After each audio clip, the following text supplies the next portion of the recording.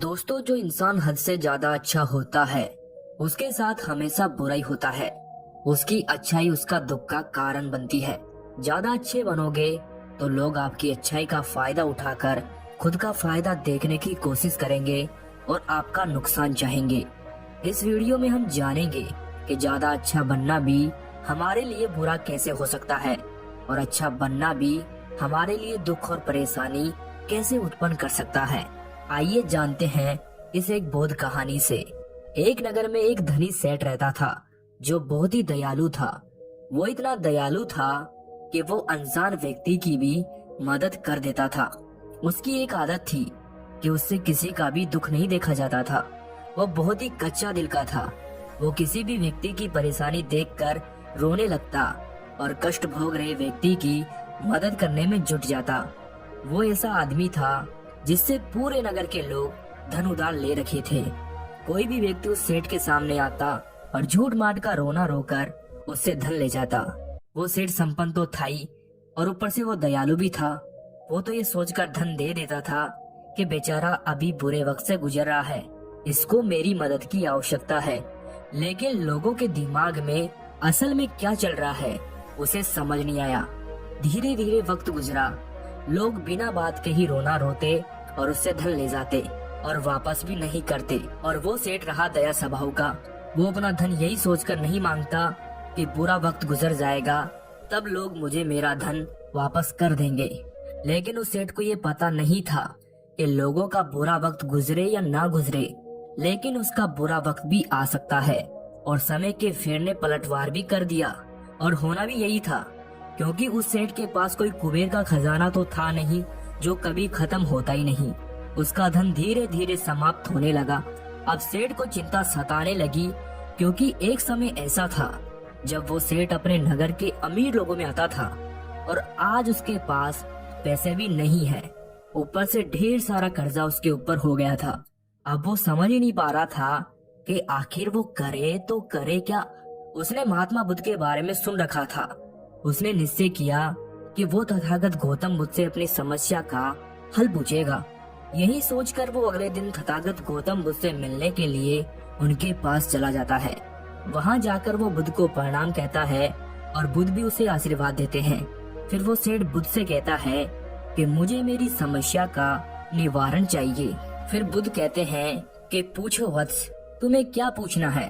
फिर वो सेठ अपनी सारी समस्या बुद्ध को बता देता है कि कैसे वो लोगों की मदद कर करके अमीर से गरीब हो गया। बुद्ध उसकी सारी बात बड़ी ध्यान से सुनने के बाद सेठ से कहते हैं कि तुम बहुत ही ज्यादा अच्छे हो और दयालु भी हो, लेकिन जरूरत से ज्यादा अच्छा होना भी हमारे लिए नुकसान पैदा कर सकता है।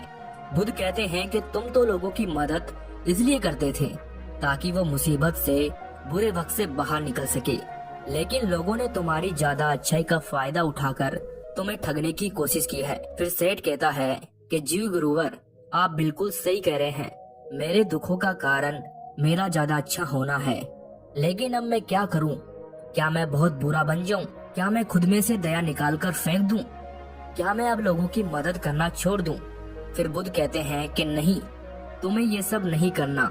तुम्हें मैं एक कहानी सुनाता हूँ, उसे सुनने के बाद तुम्हें समझ आ जाएगा कि तुम्हें क्या करना है और क्या नहीं करना। बहुत समय पहले की बात है। एक जंगल में एक भेड़ रहती थी। उस भेड़ ने एक मेमने को जन्म दिया। वो मेमना बहुत ही सुंदर था। उस मेमने के शरीर पर बहुत ही चमकदार और घने बाल थे, जिससे कि वो मेमना बहुत ही सुंदर लगता था। भेड़ उस मेमने से बहुत प्रेम करती थी और उसकी बहुत अच्छे से देखभाल भी करती थी। वो भेड़ अपने बेटे को अच्छी अच्छी आदतें सिखाती थी। उस भेड़ की इच्छा थी कि उसका बेटा बड़ा होकर उसका खूब नाम रोशन करे, लेकिन भेड़ के ज्यादा लाड़ प्यार के कारण वो मेमना बिगड़ गया था। उसकी माँ उसे अच्छी शिक्षा देती, लेकिन मेमना दिन प्रतिदिन शैतान और जिद्दी होता गया। वो अपनी माँ की किसी भी बात को ध्यान से नहीं सुनता था और न ही किसी बात पर ध्यान देता था। फिर एक दिन वो मेमना घूमता घूमता पास के जंगल में जा पहुंचा। वो मेमना पहली बार जंगल में गया था। उसे पहली बार जंगल में जाने का मौका मिला था। वो जंगल की सुंदरता को देखकर आश्चर्यचकित रह गया। उसने कभी इतनी सुंदर चीजें नहीं देखी थी। वो इतने सुंदर पौधे, रंग बिरंगे फूलों को देखकर बहुत ही प्रसन्न हुआ। उसे ये सब देखकर बहुत ही अच्छा लगा। फिर उस मेमने ने झाड़ियों के कुछ पत्ते खाए। जैसे ही उसने वो पत्ते खाए उसे वो बहुत ही स्वादिष्ट लगे। अब तो मेमना रोज जंगल में जाने लगा। वो जंगल जाकर पेड़ पौधों को नुकसान पहुंचाता, उनकी पत्तियां तोड़ता, उनकी फूलों को नोचता। वो कुछ फूलों को खाता और कुछ को तोड़कर जमीन पर डाल देता। उस मेमने को इस बात की बिल्कुल भी परवाह नहीं थी कि वो क्या कर रहा है। उसे तो इस बात का भी पता नहीं था कि जंगल में उसे कोई खतरा भी है। वो तो मस्त मौला होकर जंगल में उछल कूद करता और पेड़ पौधों को खूब सारा नुकसान पहुंचाता। लेकिन जब मेमने की माता यानी भेड़ को इस बात का पता चलता है कि मेमना रोज जंगल जाता है तो वो बहुत घबरा गई और मेमने को अपने पास बुलाकर उसे समझाने लगी। और भेड़ अपने मेमने से बोली कि बेटा तुम जंगल में मत जाया करो, वहाँ पर बहुत सारे खूंखार जानवर हैं, वो तुम्हारे ऊपर हमला कर देंगे और तुम्हें खा जाएंगे। लेकिन माता की बात का मेमने पर कोई भी असर नहीं पड़ा, बल्कि मेमना अपनी माता से कहने लगा कि माँ, जो भी मेरे सामने आएगा जमकर मारा जाएगा और फिर वो बहुत पछताएगा। ये सब कहकर वो मेमना जंगल की तरफ भाग जाता है। उसे अपनी माता की कई बातें झूठी लगती है। फिर हर रोज की तरह उस दिन भी वो उछल कूद करने लगा और पेड़ पौधों की पत्तियां नोचता, कभी फूलों को तोड़ता, पेड़ों को खूब क्षति पहुंचाता। लेकिन उस दिन उस जंगल में राजा सज्जन सिंह नाम का एक शेर आ पहुंचा। वो शेर बहुत ही ताकतवर था, लेकिन ताकतवर होने के साथ साथ वो दयालु भी था। उस शेर का मानना था कि कमजोर प्राणियों को नुकसान पहुंचा ठीक नहीं होता। शक्तिवान होने का मतलब ये नहीं है कि मैं किसी भी प्राणी पर शक्ति का प्रयोग करूं और उसे डराऊं। फिर वो शेर उस जंगल में घूमने लगा और घूमता घूमता वो वहां पर आ पहुंचा जहां पर वो घमंडी मेमना शैतानी कर रहा था। फिर उस शेर को उस मेमने को देखकर बड़ा हास्य हुआ। शेर ने सोचा कि इस मेमने को किसी खुखार जानवर का डर क्यों नहीं है। ये कैसे पेड़ पौधों को नुकसान पहुंचा रहा है। ये तो पेड़ पौधों की फूल पत्तियां बिना काम ही नोच रहा है। ये इनको खा तो कम रहा है बल्कि बिगाड़ ज्यादा रहा है।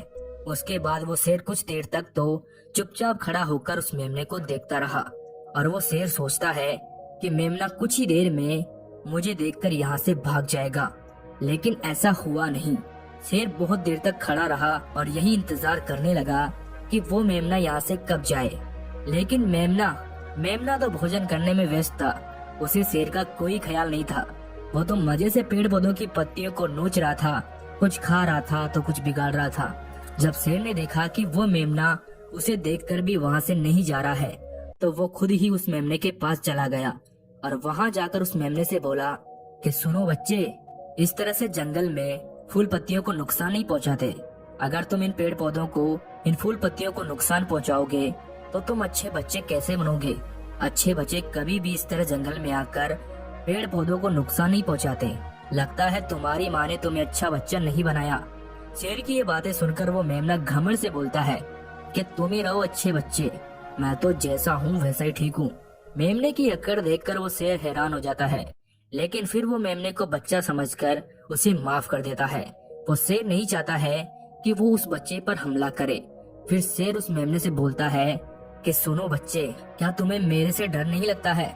तुम्हें पता है इस जंगल में मेरे जैसे और भी खुखार प्राणी हैं। शेर की ये बात सुनकर मेमना जोर जोर से हंसने लगता है और शेर से कहता है कि तुम खतरनाक, जाओ यहाँ से, बड़े आए खतरनाक। तुम अब मेरा दिमाग ज्यादा खराब मत करो, चले जाओ यहाँ से, अपना रास्ता नाप लो और मुझे ये फूल पत्तियाँ खाने दो। ये कहकर वो घमंडी मेमना पत्तियाँ खाता हुआ आगे चला गया और वो शेर बस उसे हैरानी से देखता रह गया। तभी वहाँ पास में ही झाड़ियों के पीछे एक लोमड़ी छिपी हुई थी। वो लोमड़ी शेर और मेमने की सारी बात सुन रही थी। उस लोमड़ी को राजा शेर की इस तरह की बेइज्जती बर्दाश्त नहीं हुई। वो वहाँ से झाड़ियों से निकलकर शेर के पास आ पहुँची और शेर के पास आकर बोली कि महाराज प्रणाम, मुझे क्षमा कीजिएगा, लेकिन आपके इतने सीधेपन के कारण ही उस मेमने की इतनी हिम्मत बढ़ गई है। वो आपके सीधेपन का फायदा उठा रहा है और जंगल में इस तरह इधर उधर घूम रहा है और पेड़ पौधों को नुकसान पहुंचा रहा है। मुझे पता है कि कमजोर प्राणी पर हमला नहीं करना चाहिए, यह बहुत बुरी बात है और दया करना एक अच्छा गुण है, लेकिन शासन में कभी कभी भय दिखाना भी जरूरी होता है। आपकी ये बात सही है कि प्रजाजनों के साथ दयालुता का व्यवहार करना चाहिए, लेकिन इसके साथ साथ ये भी आवश्यक है महाराज कि उनके मन में राजा के प्रति डर भी होना चाहिए, जिससे कि वो इस तरह के अपराध ना कर सके। लोमड़ी की बात सुनकर जंगल का राजा शेर लोमड़ी से कहता है कि क्या ऐसा हो सकता है कि उस मेमने को भय दिखाकर हम काबू में कर सकें, जिससे कि वो सुधर जाए और उसे किसी भी तरह का नुकसान भी ना पहुंचे। फिर शेर लोमड़ी से कहता है कि लोमड़ी, क्या तुम ऐसा कर सकती हो? क्या तुम उस मेमने को डरा सकती हो, जिससे कि वो जंगल के पेड़ पौधों को कोई नुकसान ना पहुंचाए और उसे भी नुकसान ना हो? शेर की बात सुनकर लोमड़ी कहती है कि महाराज, हाँ बिल्कुल मैं ऐसा कर सकती हूँ। मैं उसे इतना डरा दूंगी कि वो दोबारा कभी भी जंगल में घुसने की हिम्मत नहीं करेगा।